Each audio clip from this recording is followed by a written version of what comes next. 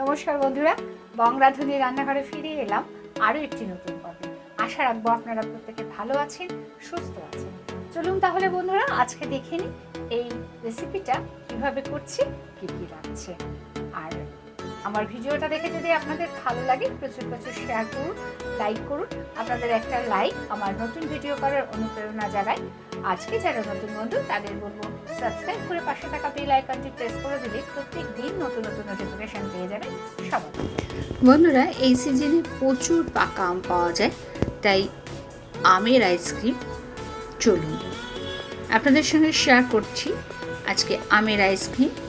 আম দিয়ে আইসক্রিম করতে লাগবে আম, আর এই আমগুলোকে প্রথমে কেটে নেব। সুন্দর করে আমগুলো কেটে নিতে হবে। আর আমগুলো কেটে নেওয়ার পরে এটাকে একটু ঠান্ডা করে নিতে হবে। ডিপ ফ্রিজে রেখে ঠান্ডা করে নেব। আইস হয়ে যাবে যখন, তারপরেই এটা তৈরি করে নেব আইসক্রিম। আইসক্রিম করার জন্য আমার বিশেষ উপকরণ আজকে লাগছে না।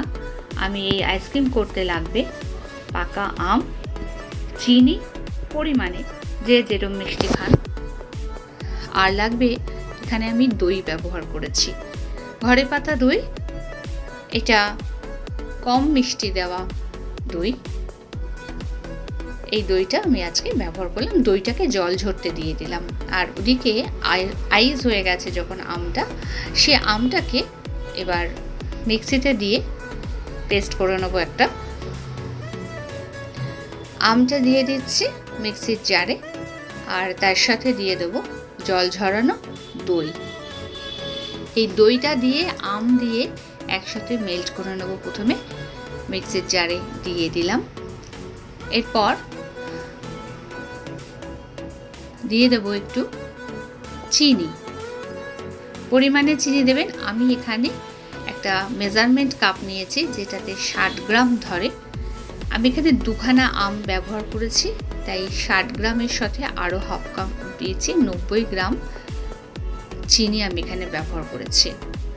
আমটা মেল্ট হয়ে গেছে। এবার একটা পাত্রের মধ্যে দিয়ে দিলাম।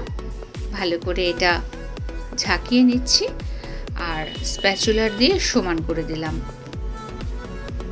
ব্যাস, এবার আবারও 6 ঘন্টার জন্য, যত বেশি সময় রাখা যায় আর কি, ডিপ ফ্রিজে রেখে দেবো এটা আইস করার জন্য।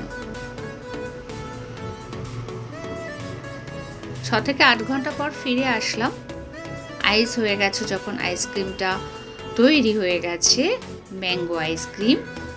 একটা আইস কুপার দিয়ে আইসক্রিমটা তুলে ঠান্ডা ঠান্ডা পরিবেশন করব।